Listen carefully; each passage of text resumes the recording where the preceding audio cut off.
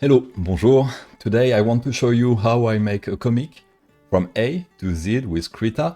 And it's not a comic book or a long story. I want to show you how to do a comic strip, and a comic strip in the same vein as the little comic strip I'm posting weekly on social media. So you probably know them if you follow my work.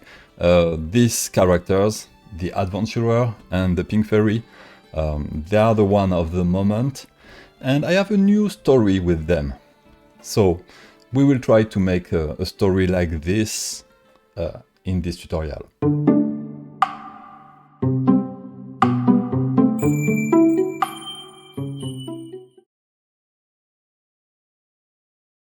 So let's start with how I write my story, and I write them in a software named Kate. It's a text editor. It's not a rich text editor. It's just an editor for script and code. So you can just type. I will just zoom so you can see. And I will type just random things and show you that this is just to enter characters, and you have the line number in front of it. And why I like this type of text editor for typing, because it can bring just my attention on the writing. And if you save this type of text, for example here, I will type it scenario.md, so the extension .md at the end, it will tell the text editor, Kate, that we want to type in a markdown language. So this is a language where when you put the inferior to character in front, it will change the color, because now this line is a quote. And if, for example, we have here a word and we can put the markup of these two symbols around it, it will mean bold. If I want to make a title, it's this two symbol title. So I can make also like a separator with 3 times the minus symbol. And you can see that because Kate color this type of line very specifically, it's easy to reread the story later. So I will load now a story I already written for today. You can see my title, and you can see that because of this color syntax, I can reread easily the dialogue, because they are in yellow, or just the description. For me, it's important to visually split them so I can know exactly the quantity of dialogue a story has and everything. Now for the writing method. For the writing method, I'm not writing directly like this, panel 1, the description, and then the character and everything. No. When I write, so I will come back to this other one, I will just get the first idea like this. First panel, just a little idea. Second panel, just a little idea. And third panel, just a little idea. I usually stop at the third panel because I need a twist or something a little bit more intelligent. Panel 1, 2, and 3 are very often very logical. They follow each other, and they build an expectation that needs to be broken on panel 4. And at panel 4, I will just write here maybe 2, 3, and just brainstorm many like plot twists I can write, I can break. And when I'm happy with the plot twist I wrote, it's just a little idea. I'm not writing a full sentence. Sometimes it's just a keyword or something just to remember about it. It's just a way to brainstorm in front of my text editor. And once I have these 4 lines, I can just shape the dialogue, shape the description, and flesh up the story. And that's how I end into something that is more formatted and easier to reread and to correct later. So what do we have here? We have first the exposition. we have the adventurer and the pink fairy standing in front of a massive waterfall. The pink fairy will say, the legend says this waterfall hides a secret cave. And this is already the goal of the story. So at panel 1, I'm not losing time. I'm not just setting just the mood and the ambience. I'm also setting what the character will do and how the story is leading to. On 2, I have already like the seed of the problem. And you have the adventurer who looks skeptical at the edge of the water and say, you expect me to swim in that?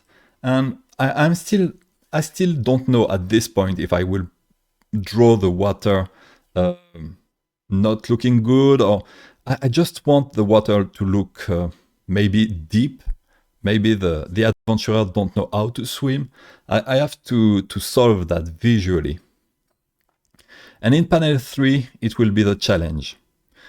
Because we have the pink fairy who will be holding a small blue potion. And this small blue potion, we have the adventurer happy at the same time. And this is a special view angle because, as you know, maybe you saw on the introduction, the pink fairy is very small. And if we want to show in the background the adventurer happy, we will need to do some specific layout here. And the pink fairy say that this potion will let us breathe underwater. The plot twist is, of course, the potion just transformed them into fishes. So we have at the end an underwater scene, and the pink fairy is asking the adventurer, they are both fishes at this point, and that will have their color, so the reader can identify them. And she will say, come on, why the frown? Because she don't know why he's not happy now, because it was happy on panel 3. And him, of course, it's not what just he imagined, because he wanted to just breathe underwater but keep his body, not be transformed into a fish. That's just a cute story. I found the plot twist just amusing, and it made me smile when I typed it. Now, because I reread it like 100 times, it's not making me smile at all, but I'm confident. I trust the first impression that this story gave me. And this is also a tip I give it to you. It's normal if a story, especially if a funny story is not making you smile after you read it like 10 times or 20 times.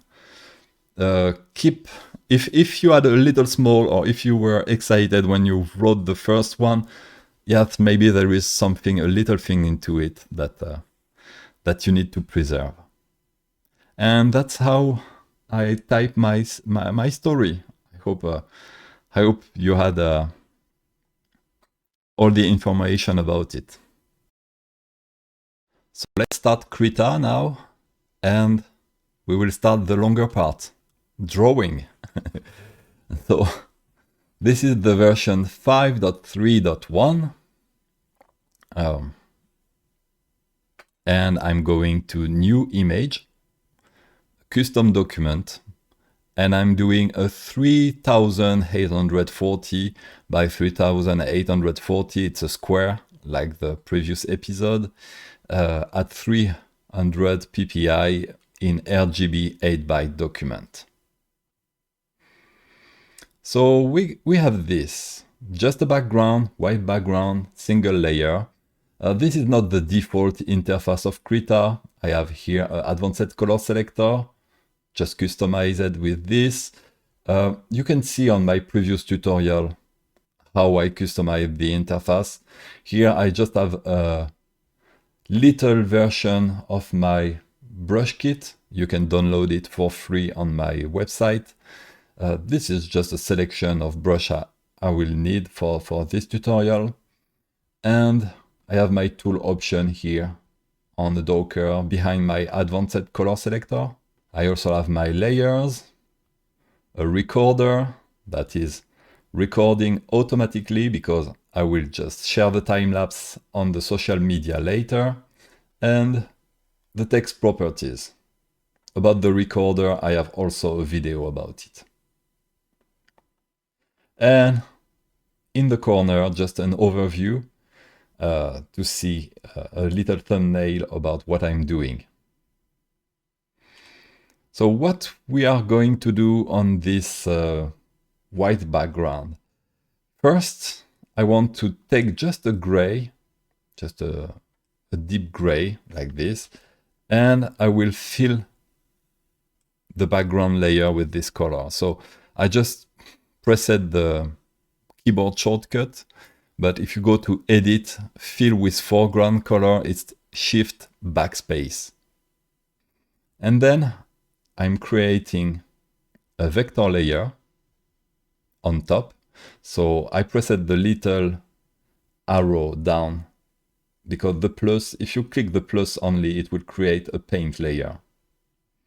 And we want a vector layer. We will draw our panels with a new feature of Krita 5.3. So I'm taking here the rectangle tool and I will trace the panel. But because I don't have here a good idea about the margin for my comics and everything, I need to display a grid first. So I will go to View and Show Grid. And then I will have a grid like this appearing on the top. So your grid might be different. In this case, go to Setting, Dockers, and in Dockers, select Grid and Guide. So this Docker might appear somewhere in your already other Docker. Here I just detached it from here. And mine is set to a grid of 55 pixel by 55 pixel. I will just activate also Snap to Grid. The color of the grid, it looks good.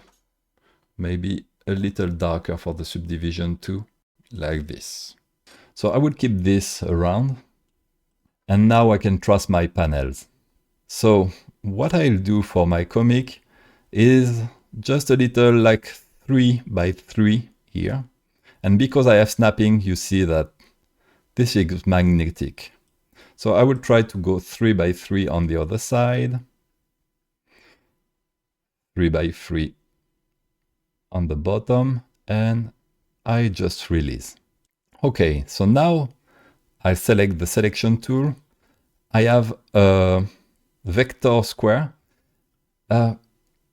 This one might have a very thick stroke when you apply it. Mine doesn't because by default I don't have a contour. Or maybe I just had the same color than our background here. So I'm in the tool option in the line, and because I selected my vector object, a rectangle, and here I'm putting like 8 pixels in black. And for the filling part of this rectangle, I will ask something solid and in white. So as a result, I have now a white rectangle with a black outline on a vector layer over my background. At this step, I can probably hide the grid like that and maybe remove the snap to grid also. Now I'll use the comic panel editing tool here. And I will set to thick gap of 60 pixels. And I want to split this rectangle in both middle. And for that, I have a little tip. You can activate the symmetry here and see where the symmetry is falling. Maybe it's good to show the grid again. So in View, Show Grid.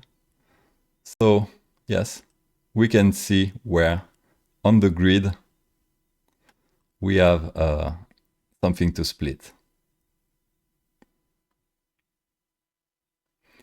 So with this tool, with this to help me, I'm just tracing here a separator. I'm holding the Shift key just so it's constrained vertically, and I release it, and boom, first split. I do the same for the other side, and voila. So if you have a comic page with a more complex layout, this tool can, of course, just make the layouts you need. You can also select the merging mode here and just erase the panel that you want. So now maybe it's a good idea to start doing a first save. So I'm going to File, Save As, and here I will just go to Pepper and Carrot, webcomics, and my mini fantasy theater theories. I already have a file name for the episode 53, and I want to replace. As you see, I already have a template for this. But here I'm showing you how to do this from scratch. So now let's hide the grid. View, show grid, okay. And we want to paint only on this vector layer. So I will rename this layer. I will call it panels. And now I will put all the panel inside a group. So you can just press Ctrl G to group them, or go to Layer, New, and add a group. I will name this group Comic, and I will put the panel layer inside the comic panel with a drag and drop like this.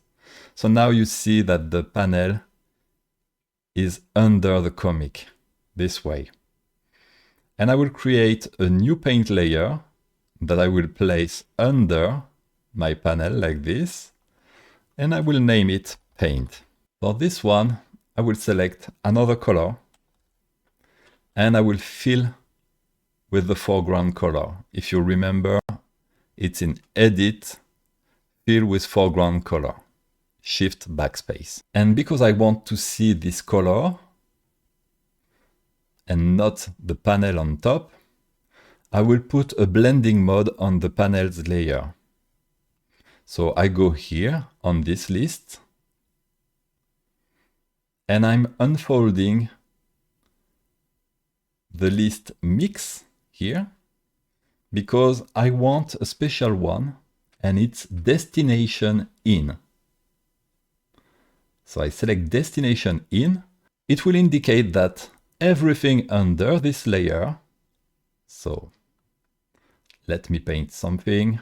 We can only paint things, and this is not going out of the sort of container of this type of panel. But in the process, we lost our black line around it. For my comics, it's a good thing because I'm drawing in borderless. But if you want to have black stroke over your comic, you have to select the panels, go to the little arrow here, and add a clone layer. So you will get a perfect clone. I like to rename it with 3 minus symbol like this, just for making easier my layer stack to read, I guess. And I will set this layer on the top as a multiply. And multiply will just make all the part in white, in solid white, transparent, and all the part in black visible. Just they will not change. So this is a way to apply the comic panel and get this beautiful black stroke. You could also go to comic and add a layer effect here, but I find it way slower in terms of performance. So thanks to this type of layout, you have a lot of flexibility, and I'm showing this now. So first, you can continue, of course, to use the comic panel tool to do some splitting, like this, for example. So you can continue to modify your layout, even with the vector tool, like this. You can also decide to remove or offset a panel, like this. Maybe this one should be like this on the page. For example, deleting it and painting under on the background. If you need an artwork behind your panel. So let me rewind this. And you can also duplicate all of this, make something like a foreground. For this foreground, we will suppress all this panel and just keep one like this.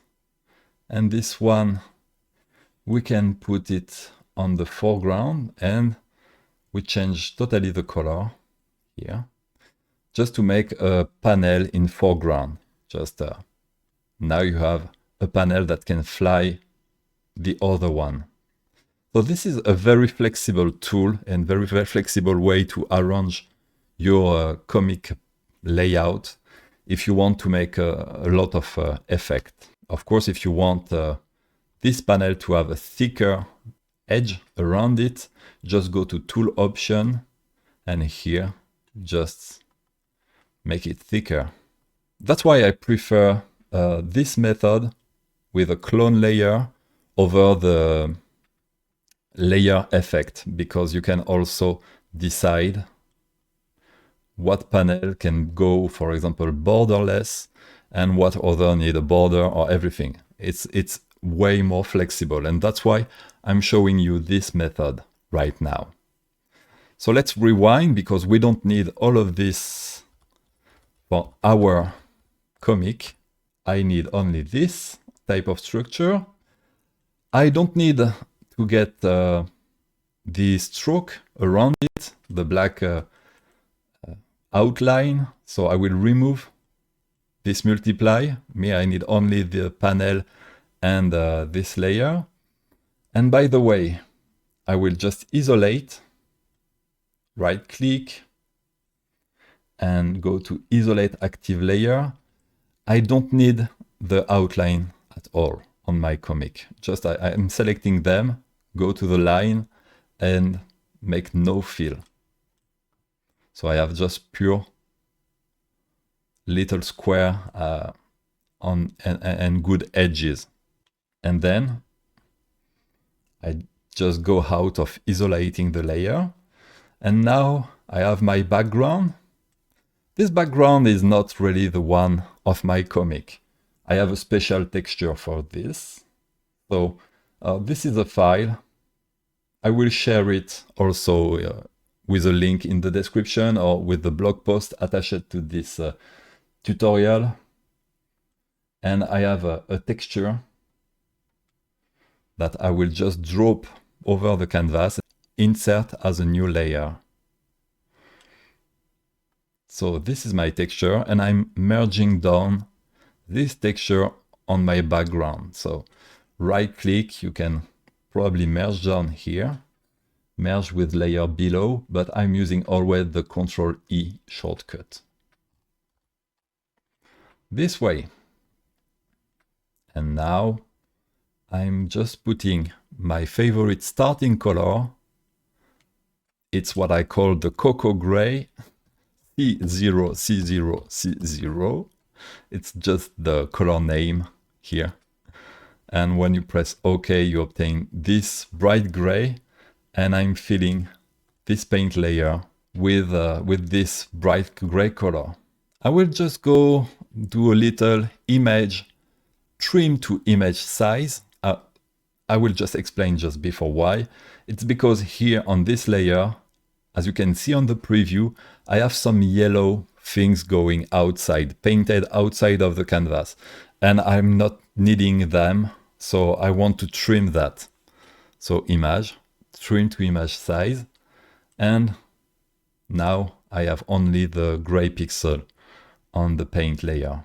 So I have my base comic rig. Of course, I don't do that all the time. I have a template. You can save your file somewhere and just reuse it. In Krita, you have the file, create template from image, and you create a template, and then you do this only once. Of course, I just want here to show you from scratch and also to explore a little bit the Comic Creator panel tool. At this step, we will not start to draw directly. I still prefer to enter the text first, because the text will take some room on our composition and I want to preview this before starting to draw. So I'm going here, the little arrow after the little plus in the layer stack, and I will create another vector layer. I name this one TXT, it will be for our dialogues, and I move it on the top of the layer stack. Then I'm selecting a black color here for the text tool, and I will just create a little box like this. I'm tracing a little box and release it. So now I have my placeholder text. Let's zoom on it. At this step, I will just take my script. I will resize Krita, just so I have the two on the same screen. Maybe like that. So this is if you are using a window manager that doesn't have the feature I have, because on KDE I can also hold Shift, take this one and move this one as a column and this one here, and also resize that. So this is something I do. Of course, I have also multi-monitors, but I prefer to show you some universal method if you are on Mac or Windows or anything. So the first dialogue, legend says this waterfall hides a secret cave. I'm copying, Ctrl-C, and I'm pasting it, Ctrl-V. So now I have my text and it wraps automatically at the edges of my text box. But it's not the font family that I'm using or the size, and I will fix this in the text property. So if you don't have your text property here, I advise it to plug this Docker behind the layer like this. I find it very convenient. Settings, Docker, and the text property are here. Then you can move the Docker how you want. So on the text property, I will just put my special font. It's a font I created, so you can find it also on the blog page that the link will be in the description if you want to download it. And for this one, I will switch the measurement to pixels and I will enter. So to enter something, a right click on it, 80. I need also to align the text centered like this. And so I can move it back here. So with the text tool, I can just try to see if there is an automatic good wrapping. I saw this one. I like it because it's already looking like a bubble. Short, short, and longer, longer. This one is also good because we have now a bubble, short, long, short, and it's only 3 lines. So I'm saving some vertical space. I think I will take this one. And because we are on the first panel, maybe it will be centered on top like this. At this step, I'm also thinking about the layout and composition. And putting the text gives me idea for the layout, so it's stimulating. The other thing that I'm doing also at this step is also to create another vector layer. This one I name Speechbubbles. and I put it under the text, and I would trace a speech bubble, so the white balloon, around the text. And I'm doing that because the white balloon also takes some rooms in the composition, and I want to get this space reserved as early as I can. So to trace the speech bubble, I will give you a little tip. You can go to the polygon tool. I'm taking some white color, and I'm just making a rectangle, but like a diamond, like this. You see, I'm doing like a spacing on the text here, spacing here, a spacing here, and I'm going back, like just 4 points, like this. So I'm creating this type of layer, vector shape around my text. Then I go to the tool option. I don't need a stroke around it because my comic is borderless. So I'm removing the stroke, and I just go to fill, and I want to fill it with the white color, like this. And then I will pick this tool, the edit shape tool, and when I will go over the edge of this diamond, you can see that the cursor is changing for a little finger, and I can just do it like this. So you can see the little handle here. On top, I want this one to be like horizontal and this one vertical. So I'm doing this, that, and this. And yeah, so here I probably dragged a little bit too close of this one. So I'm just controlling this one. So I'm doing a Control Z, and I'm going between the two, like this. So now I can arrange the speech bubble, like making here, just tweaking a little bit and selecting this one because I was dragging the one from the bottom. And I like this speech bubble with only 4 nodes because they are very easy to tweak with only 4 points. Of course, once I have a speech bubble ready, I will duplicate this one just and the text. So it will be very faster. And as you can guess, having a speech bubble with lorem ipsum fake text on it is part of my template. So I'm not redoing this all the time. For tracing the tail, I'm not doing this at this step of the workflow because I will draw the character and the head will move, maybe the proportion will move, and I need to just point them to their mouth. And I prefer to do this at the end, but I will not explain it when I will do this at the end. Probably it will be a time lapse, so maybe it's better that I show it now. I also take the polygon tool, I keep my speech bubble layer, and I'm doing a new object. And this new object is usually just a triangle like this. And it's pointing where the character mouth is. So after that, I select it. Same story. I'm putting a solid white color on it. And I remove the border. No fill. And now I have the white object like this. And I select the edit shape tool. And I just bend here the tail to look a little bit more, I don't know the word, swooshy? A little bit more dynamic, a little bit more curvy, like this. So you can resize, make it more interesting. And of course, because it's a vector object, you can duplicate it, mirror it, and reuse it as you want. If your comic needs an outline, I advise you to keep these two objects separate because it's really more flexible to reuse it, and just use a layer effect this time on the speech bubble. So right click, layer style, and we will just use the stroke effect here. So we activate it. it will make a very large stroke like this at first. And we can reduce it to 8 pixels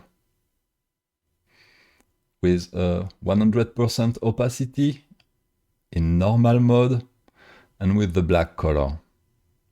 So it's a bit rounded, and if you want to avoid this rounded appearance, you have to put the position not outside but inside. And now it's very pointy. There is a trade-off between inside and outside its center, of course. That can be good.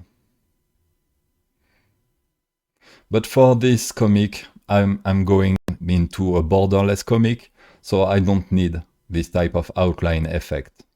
So now, in order to do some progress on the comic, I will just launch a time lapse and just enter all the speech bubble without the tail, one by one.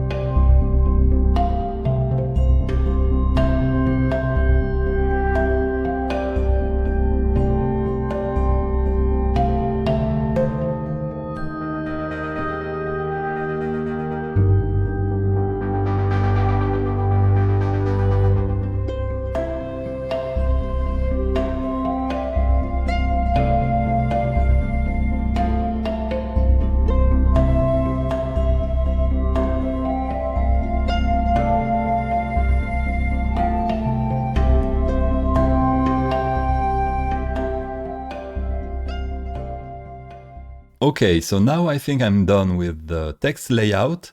I hesitated and I just merged the text layer and the speech bubble because I can still move both right, because on the vector layer they have their own foreground and background disposition.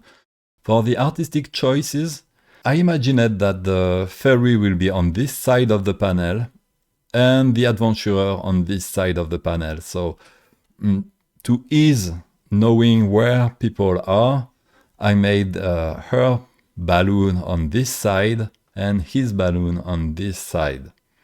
And this was mainly decided by the final panel here. And so this text layout already gives me some idea about how to place the character in the panel.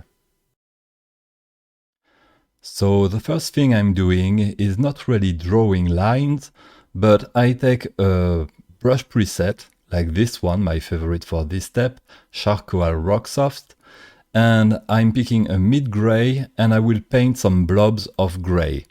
And these blobs, you can see that my canvas is at a sort of overview. I'm seeing all the comic, and I can decide about the size budget for each element.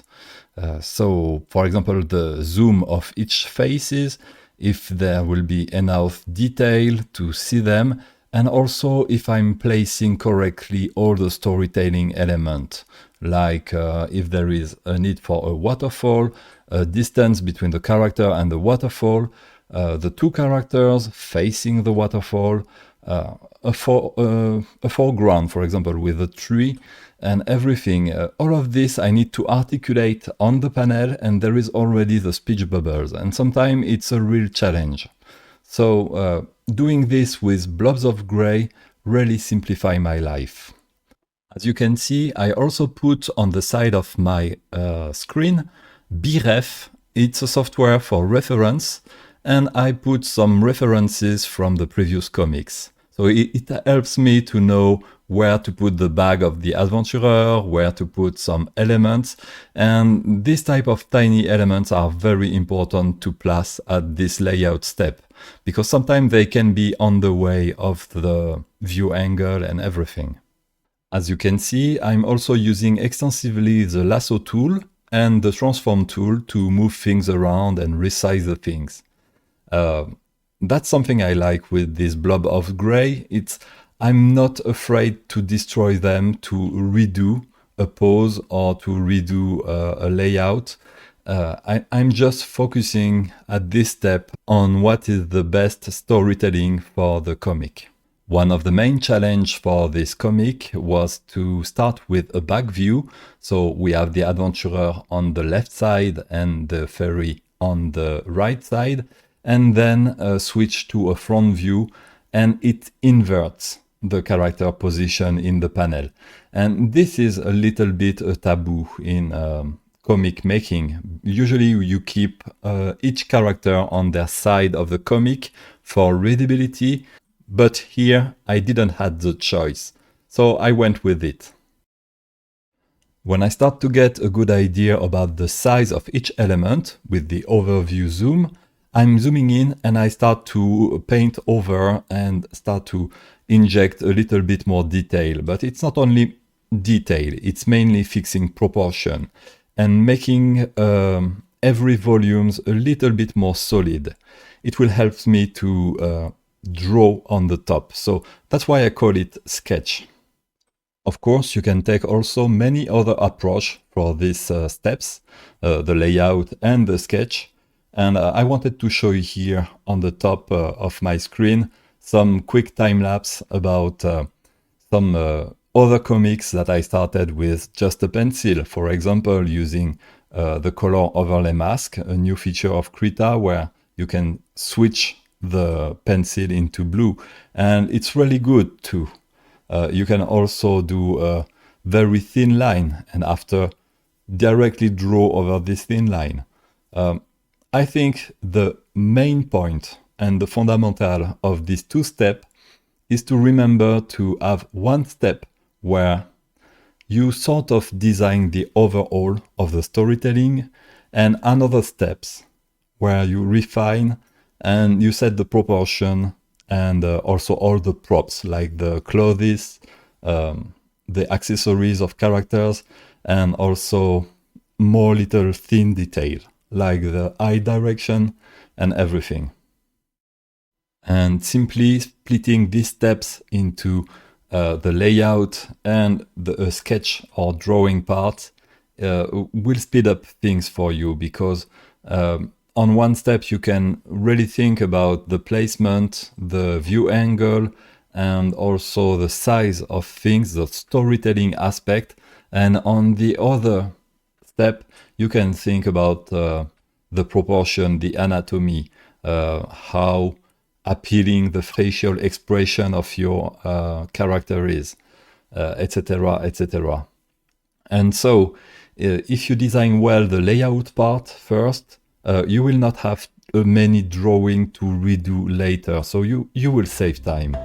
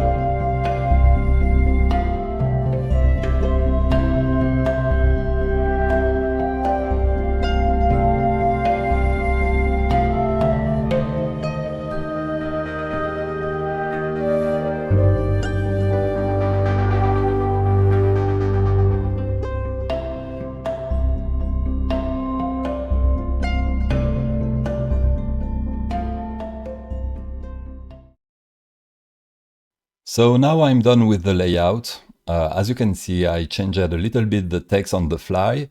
I added the tail to the speech bubbles, and I struggled a little bit on the panel too, because I wanted to keep a sort of diagonal here between their line of eyesight, and to keep also this line here, this angle. So just to preserve the relation between the two characters. I also changed a lot the adventurer on the panel 3. Before he was like a fanboy, like, wow, just very impressed by this. And I thought, yeah, that's a little bit overreacting from him. Maybe he's just interested, dreaming already about maybe walking on this lake. And here I added these little guys underwater, just to get a sort of audience that is not sure what they are doing underwater. What is this new creature? Next step, I will just merge now all the layout layer. I kept the two so we could compare for the video. And I will create a new layer. I will fill it with white. I just put it under like this. Just renaming with 3 dots like this, or 3 minus symbol. I will use a little padlock icon here, just to lock it, so I'm not painting accidentally or merging on this one. And the paint layer, I will reduce the opacity to, yes, about 25%. So now it's very bright and it's only a guide. And I will just pick my pencil. It's the mechanical pencil detail. That's a brush from my brush kit. You can find it on my blog. You will get the link on the description, or just look at the other video on my channel. I share everything about this one. And I will pick dark red color. I just like to draw with this type of color. So in Krita you have like this palette. It's the default one if it's not displayed here, and there is here a dark deep red color, so you can also replicate it if you want. It's like this. I just find it a little bit less boring than drawing with black. And I will put a new layer on the top of the paint layer, and I will name it inking, or no, drawing, because you will see it's not really inking, it's just drawing. And I will just draw the character, and when I will draw over the landscape, I will probably play with the opacity, just reducing a little bit the opacity, because the distant background, I want them to be fully painted, and the foreground, like this element, to have various opacity things compared to the character. So let's start. It will be a time lapse. Maybe I will spend a lot of time on this one.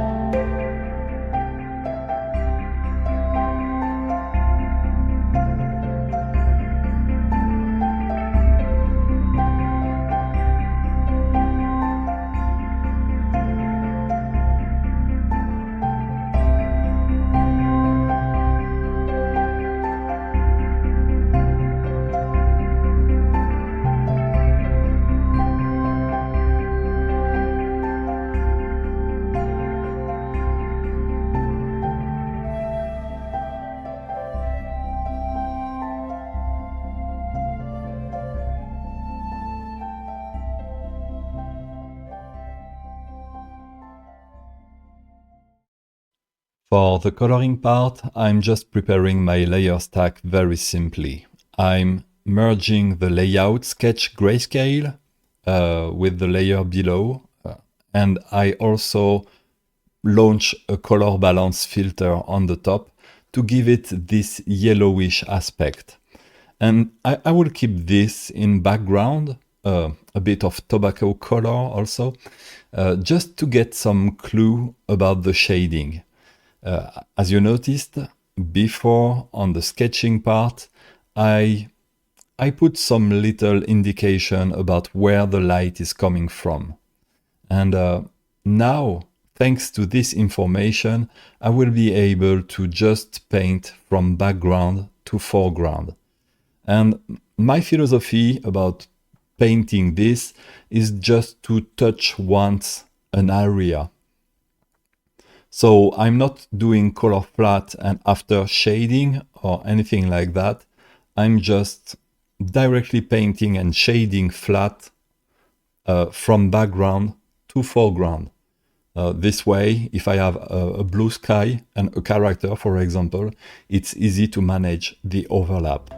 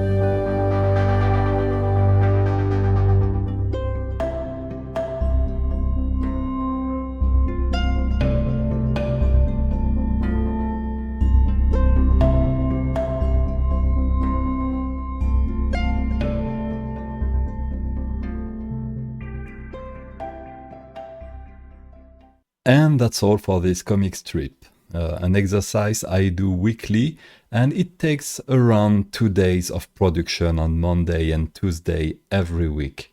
And pretty long and intensive day, I should add, because it's not the 7-hour usual day.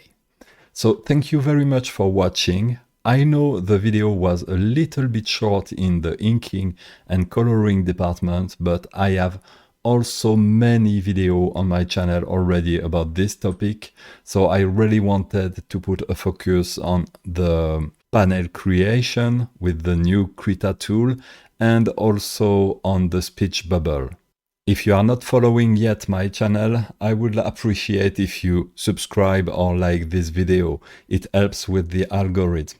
And a final word also, a very big thanks to my Patreon and LiberaPay and TP supporters, because without them I wouldn't have the time to make these comics and record and do the video editing for this type of project. So if you can join them, I would be very happy, because my living depends on the supporters of this channel and comics. So thank you very much again for watching. See you later. Bye bye.